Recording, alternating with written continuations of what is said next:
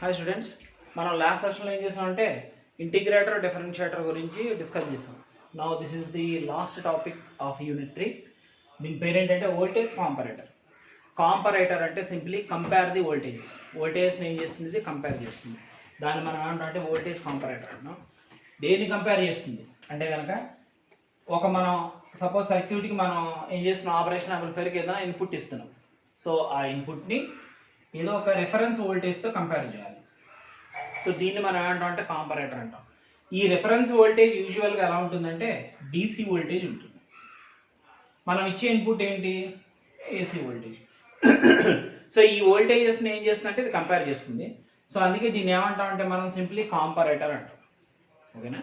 So అంటే voltage comparator means simply compares the voltages. ఏ voltages అంటే input voltage and reference voltage, right? Fixed.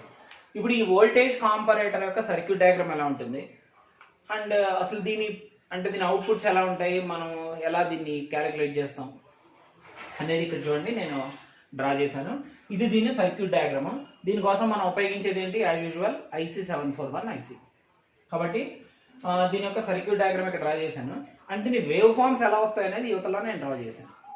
అంటే మనం ఎలాంటి వేవ్ ఫార్మ్ ఇస్తున్నాం, మనకు అవుట్పుట్ ఏమొస్తుంది అనేది. సో ఫస్ట్ ఆఫ్ ఆల్ దీని సర్క్యూట్ డయాగ్రామ్ యొక్క డిస్క్రిప్షన్ చూడండి. మనం ఈ సర్క్యూట్ డయాగ్రామ్లో ఏం చేసామంటే ఈ IC741 తీసుకో. సో IC741 డయాగ్రామ్ మనం ఇక్కడ డ్రా చేసాం కదా. ఇప్పుడు ఈ డయాగ్రామాటిక్ రిప్రజెంటేషన్స్లో ఏమేమి ఉన్నాయో చూడండి. Inverting terminal, non inverting terminal. నేను ఏం చేశానంటే ఇన్వర్టింగ్ టెర్మినల్కి రెఫరెన్స్ వోల్టేజ్ విఆర్ని ఇచ్చాను. నాన్ ఇన్వర్టింగ్ టెర్మినల్కి నా ఇన్పుట్ వోల్టేజ్ వి ఇన్పుట్ని ఇచ్చాను, రైట్? రెండింటిని కూడా అంటే రెఫరెన్స్ వోల్టేజ్ని, ఇన్పుట్ వోల్టేజ్ని రెండింటిని ఎలా నేను టెర్మినల్ కనెక్ట్ చేశానంటే త్రూ రెసిస్టెన్స్ ఆర్ కనెక్ట్ చేశాను. ఓకే, ఇప్పుడు చూడండి ఈ రెండింటికి అంటే across reference voltage and input voltage there are 2 diodes are connected. ఒకటి ఈ డైరెక్షన్లో ఉంటే ఇంకొకటి రివర్స్ డైరెక్షన్లో ఉంది. ఇది అంటే ఒక డయోడ్ ఫార్వర్డ్లో వర్క్ చేస్తే ఒకటి రివర్స్లో వర్క్ చేస్తుంది అండ్ వైస్ వర్సా. దీనికోసం అని మనం డయోడ్స్ని ఇలా కన్స్ట్రక్ట్ చేసాం. ఎక్కడ? Between the reference voltage and input voltages, right? దీని తర్వాత యాజ్ ఇట్ ఈజ్ మనం ఎప్పుడు యూజ్ చేసేది అంటే మనం ఎప్పుడు మెజర్ చేసేది ఏంటి? Final output. కాబట్టి ఇంకో ఒక అవుట్పుట్ మెజర్ చేయడానికి అవుట్పుట్ టెర్మినల్ ఇచ్చాను. బిఫోర్ దట్ అంటే అవుట్పుట్ టెర్మినల్ కంటే ముందు నేను ఏం చేశానంటే ఒక లోడ్ రెసిస్టెన్స్ని కలిపాను. ఓకేనా? దీన్ని గ్రౌండ్ చేశాను. And plus VCC and minus VE are the supplies for the IC741. IC741 operate చేయడానికి సప్లై కావాలి కదా, ఆ supply plus VCC and minus VE, right? ఇప్పుడు ఈ పర్టికులర్ సర్క్యూట్ ఎలా వర్క్ అవుతుందో చూద్దాం. First of all suppose V input is less than VR అనుకోండి. అంటే suppose case 1 V input is less than VR అంటే అర్థం ఏంటి? మనం ఏదైతే ఇన్పుట్ సప్లై చేస్తున్నామో ఆ సప్లై చేసే ఇన్పుట్ రిఫరెన్స్ వోల్టేజ్ కంటే తక్కువ ఉంది, రైట్? ఉన్నప్పుడు అవుట్పుట్ వోల్టేజ్ ఏమొస్తుంది? ఇది ఇక్కడ పాయింట్. చూడండి, V input is less than VR అనుకోండి. మీరు అబ్జర్వ్ చేయండి, V ఇన్పుట్ ఏమైంది? ప్లస్ టెర్మినల్కి కనెక్ట్ చేయబడింది. V రెఫరెన్స్ అనేది దేనికి కనెక్ట్ చేయబడింది? మైనస్ టెర్మినల్కి కనెక్ట్ చేయబడింది. మనం V input is less than VR అంటున్నాం. ఆర్ దీన్ని ఎలా రాయొచ్చు మనం?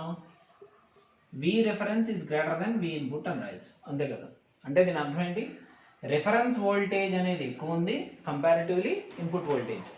రెఫరెన్స్ వోల్టేజ్ మనం దేనికి అటాచ్ చేసాం? నెగిటివ్ టెర్మినల్కి అటాచ్ చేసాం. అంటే ఇక్కడ నెగిటివ్ కాంట్రిబ్యూషన్ ఎక్కువ ఉంటుందా, పాజిటివ్ కాంట్రిబ్యూషన్ ఎక్కువ ఉంటుందా? అంటే నెగిటివ్ కాంట్రిబ్యూషన్ ఎక్కువ ఉంటుంది. ఎందుకని? VR is greater then V input. VRని నెగిటివ్ టెర్మినల్కి మనం కనెక్ట్ చేసాం, V ఇన్పుట్ని పాజిటివ్ టెర్మినల్కి కనెక్ట్ చేసాం. కాబట్టి నెగిటివ్ టెర్మినల్కి కనెక్ట్ చేసిన VR ఎక్కువ ఉంది. అంటే మనకి బయటకు వచ్చే అవుట్పుట్లో కాంట్రిబ్యూషన్ దేనిది ఎక్కువ ఉంటుంది? నెగిటివ్ది ఎక్కువ ఉంటుంది. అంటే మనకి బయటకు వచ్చే అవుట్పుట్ ఏమై ఉంటుంది? నెగిటివ్ అవుట్పుట్ అయి ఉంటుంది. సో కాబట్టి ఇలాంటి కేసులో మనకి బయటకు వచ్చే అవుట్పుట్ మనం ఏమంటాం అంటే -V సాచ్యురేషన్ అంటాం. ఏమంటాం? -V సాచ్యురేషన్ అంటాం. సో ఇది మనకి -V సాచ్యురేషన్ రిప్రజెంట్ చేస్తుంది. నేను మీరు పక్కన అబ్జర్వ్ చేస్తే గ్రాఫ్లో మీకు ఈ కండిషన్ కనపడుతుంది. ఇదిగోండి ఇక్కడ డ్రా చేస్తాం. ఇదిగో ఇక్కడ మనకి ఏమొచ్చింది? అవుట్పుట్ మైనస్ వి సాచురేషన్ వచ్చింది. ఇందుకు బయటకు వచ్చే అవుట్పుట్ ఏమైంది మనకి మైనస్ అయింది. ఓకేనా, జాగ్రత్త చూడండి, ఇదే లాజిక్ మీరు రాయాల్సింది కూడా ఇదే. ఇందులో చాలా simple. V input is less then VR case 1 అంటే వి ఇన్పుట్ అనేది విఆర్తో కంపేర్ చేస్తే తక్కువ ఉంది. Or VR is greater then V input అంటే reference voltage is greater then input voltage. Right, ఇప్పుడు మీరు దేన్ని ఏ టెర్మినల్ కనెక్ట్ చేశారో చూడండి. Reference voltage negative terminal connect చేశారు, ఇన్పుట్ వోల్టేజ్ని పాజిటివ్ టెర్మినల్ కనెక్ట్ చేశారు. ఓకేనా, సో ఇలా చేయటం వల్ల రెఫరెన్స్ వోల్టేజ్ ఎక్కువ ఉంది కదా, అంటే నెగిటివ్ టెర్మినల్ కలిపిన వోల్టేజ్ ఎక్కువ ఉంది అంటే నెగిటివ్ కాంట్రిబ్యూషన్ ఎక్కువ ఉంది. సో దాని మీనింగ్ ఏంటి అంటే అవుట్పుట్ మనకి నెగిటివ్. దాన్ని మనం ఏమంటున్నాం, మైనస్ వి సాచురేషన్ అంటున్నాం. సాచురేషన్ అంటే ఇంకెంతకు మించి అవుట్పుట్ వోల్టేజ్ రాదనమాట. This is the maximum output voltage. So minus V saturation మనకి వచ్చింది.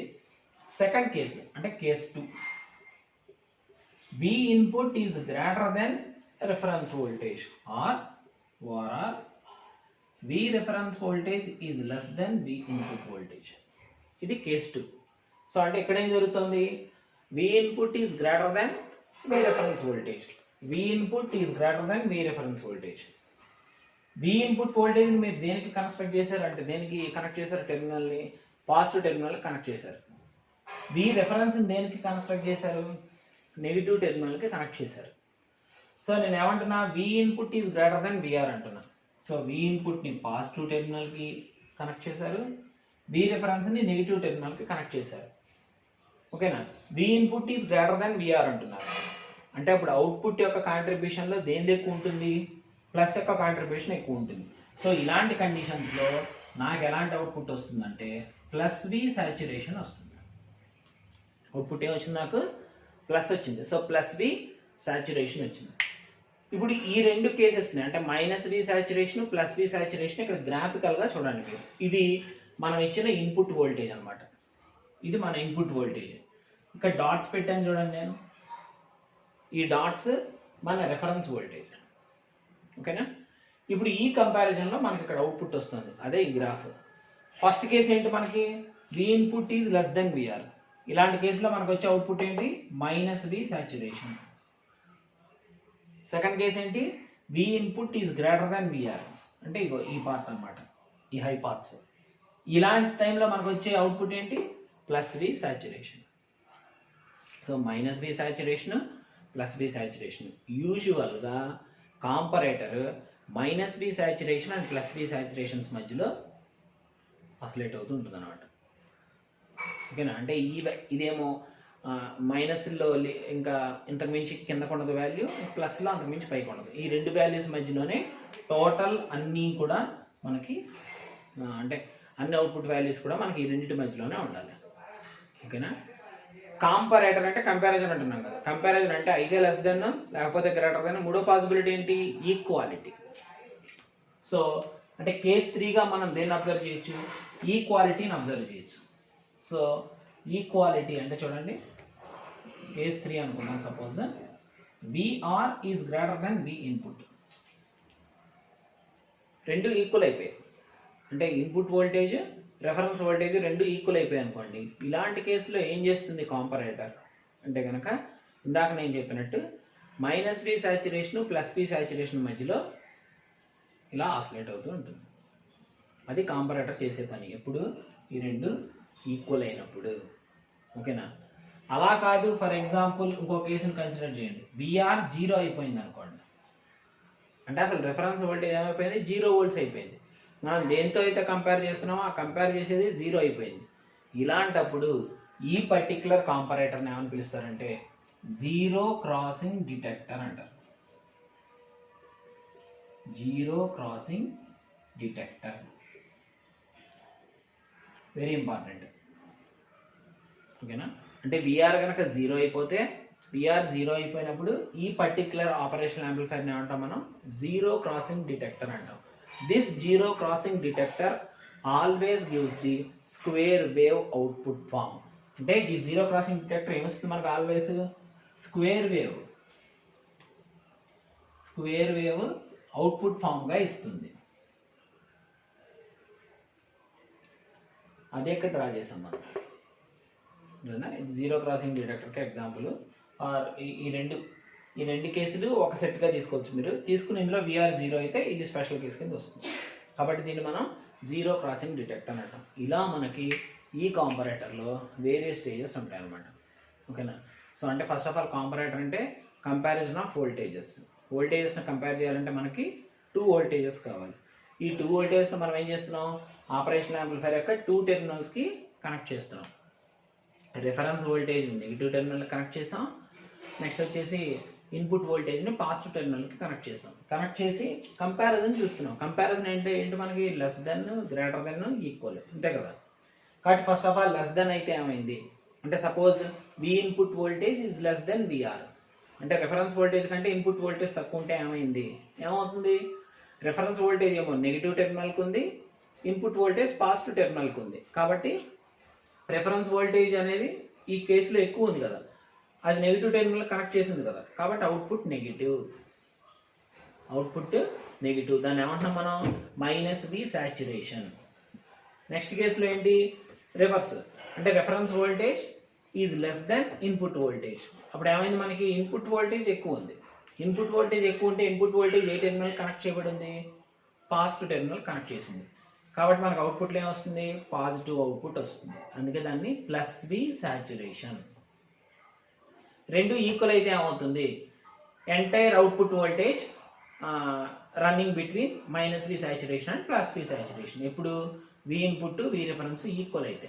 అసలు V రిఫరెన్స్ 0 అయితే ఏమవుతుంది అంటే V రిఫరెన్స్ కనుక 0 అయిపోతే అప్పుడు మనం ఈ పర్టికులర్ ఆపరేషనల్ యాంప్లిఫైర్ని జీరో క్రాసింగ్ డిటెక్టర్ అనాలి, which always gives the square wave as an output wave form. ఇది ఆల్వేస్ ఏమిస్తుంది, స్క్వేర్ వేవ్ను అవుట్పుట్ వేవ్ ఫామ్గా ఇస్తుంది. మనం దాన్ని ఇక్కడ డ్రా చేసాం. నేను ఒక ఇన్పుట్ ఇచ్చాను, ఇదిగో నాకు ఒక square wave output wave formation వచ్చింది. ఓకేనా? కాంపరేటర్ వెరీ ఇంపార్టెంట్. 10 మార్క్స్కి ఇచ్చే పాసిబిలిటీ అంటే యూనిట్లో స్ట్రైట్గా 10 మార్క్స్కి ఇచ్చే పాసిబిలిటీ ఉన్న క్వశ్చన్ కాంపరేటర్ అనేది. ఇక్కడతో మనకి ఏంటంటే యూనిట్ 3 అనేది క్లోజ్ అయిపోయింది. నేను మళ్ళీ చెప్తున్నాను, యూనిట్ 2, యూనిట్ 3 మీరు త్వరగా ఉండండి, బాగా చదువుకోండి, అది మీకు ఆటోమేటిక్గా ప్లస్ పాయింట్ అవుతుంది. సో ఇవన్నీ మనకి ఏంటంటే అప్లికేషన్స్ అనమాట. మనకి యూనిట్ 3 నుంచి ప్రాబ్లం ఇచ్చే పాసిబిలిటీ కూడా ఉంది. యూనిట్ 3 నుంచి మనకి ప్రాబ్లం ఇచ్చే పాసిబిలిటీ కూడా ఉంది. సో ఆ ప్రాబ్లం ఇస్తే మీరు ఎలా చేయాలనేది కూడా నేను ఇప్పుడే ఎగ్జాంపుల్గా ఒక ప్రాబ్లం ఇచ్చి చెప్తాను. ఓకేనా? సో ఇది మనకి కాంపరేటర్ అయితే ఇదనమాట. మీరు ఇక్కడ ఇంకో పాయింట్ కూడా రాయొచ్చు. ఎక్కడ ఈ రెండు ఈక్వల్ అయినప్పుడు గెయిన్ ఉంది కదా మనకి, వోల్టేజ్ గెయిన్, ఇది ఏమైపోతుందంటే 1 అంటే యూనిట్ వోల్టేజ్ గెయిన్ అవుతుంది మనకి. ఓకేనా? సో హై లేకపోతే ఇలా రిప్రజెంట్ చేసుకుంటే హై వోల్టేజ్ గెయిన్,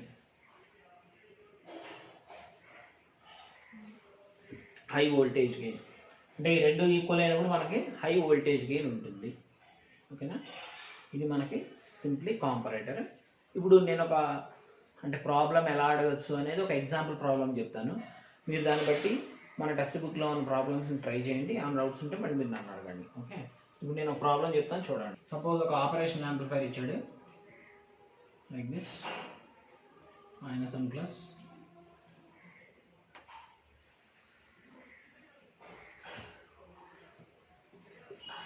ఇదేదో 2 కిలో ఓమ్స్ అనుకుందాం, ఇది ఒక 20 కిలో ఓమ్స్ అనుకుందాం. ఇక్కడ మనకి ఇన్పుట్ ఇచ్చాడు. ఇన్పుట్ ఎంత ఇచ్చాడు అంటే 2 volts ఇచ్చాడు, +2 volts. ఓకేనా? ఈ టెర్మినల్ గ్రౌండ్ చేశాడు.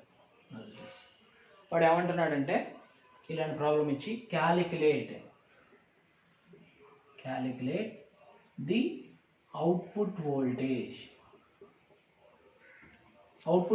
ఎంత అని క్యాలిక్యులేట్ చేయమన్నాడు. మీరు ఇలాంటి ప్రాబ్లం ఇవ్వగానే ఫస్ట్ చేయాల్సిన పని ఏంటంటే ఈ ఇన్పుట్ని ఏ టెర్మినల్కి ఇచ్చాడో చూడాలి. మనకు రెండు ఉన్నాయి కదా, మైనస్+. ఈ ఇన్పుట్ని ఏ టెర్మినల్కి ఇచ్చాడు, నెగిటివ్ టెర్మినల్కి ఇచ్చాడు. నెగిటివ్ టెర్మినల్ అంటే ఇన్వర్టింగ్ టెర్మినల్. వెంటనే మీకు ఏం గుర్తు రావాలంటే ఇన్వర్టింగ్ టెర్మినల్ యొక్క గెయిన్ ఎంత. మనం గెయిన్ ఆఫ్ ఇన్వర్టింగ్ టెర్మినల్ని ఆల్రెడీ స్టడీ చేసాం. సో ఇన్వర్టింగ్ టెర్మినల్ గెయిన్ ఎంతో తెలిస్తే ఫినిష్. ఎందుకని మనం క్యాలిక్యులేట్ చేయమంది ఏంటి, అవుట్పుట్ వోల్టేజ్ కదా. So output voltage is equal to gain into input voltage, gain into input voltage అనమాట. సో దీన్ని ఫస్ట్ ఆఫ్ ఆల్ అప్పుడు మనం ఏం చేయాలి, గెయిన్ క్యాలిక్యులేట్ చేయాలి. ఇది ఏం amplifier, inverting amplifier. So gain of inverting amplifier, gain of inverting amplifier is equal to ఏంటి formula, minus RF by R, that is equal to minus RF ఎంత ఉంది, ఆర్ఎఫ్ ప్లేస్లో 20, ఆర్ ప్లేస్లో ఎంత ఉంది 2, ఇది ఆర్ ప్లేస్, ఇది ఆర్ఎఫ్ ప్లేస్. సో 20/2 ఎంత మైనస్ అంటే ఎంత వచ్చింది మనకి, -10. ఓకే, ఇప్పుడు చూడండి మనకు output voltage is equals to gain ఎంత వచ్చింది, -10 ఇంటూ ఇన్పుట్ వోల్టేజ్ ఎంత ఉంది 2 volts. So 2, that is equal to -20 volts output. Simple. ఎలాంటి ప్రాబ్లమ్స్ అడుగుతాడు, 5 మార్క్స్, ఓకేనా, మోస్ట్ ఈజియెస్ట్ సమ్ అనమాట. సో ఇలాంటి ప్రాబ్లం అడిగే ఛాన్స్ ఉంది. అంటే మీరు ప్రాబ్లం ఇవ్వగానే చేయాల్సిన పని ఏంటి, అది ఇన్వర్టింగ్ యాంప్లిఫైరా నాన్ ఇన్వర్టింగ్ యాంప్లిఫైరా చూసుకోండి. ఇన్వర్టింగ్ అయితే దాని గెయిన్ క్యాలిక్యులేట్ చేయండి, నాన్ ఇన్వర్టింగ్ అయితే నాన్ ఇన్వర్టింగ్ గెయిన్ క్యాలిక్యులేట్ చేయండి, దాన్ని ఇన్పుట్తో మల్టిప్లై చేయండి, అంతే సింపుల్. మీకు అవుట్పుట్ అనేది ఈజీగా వస్తుంది. ఓకేనా.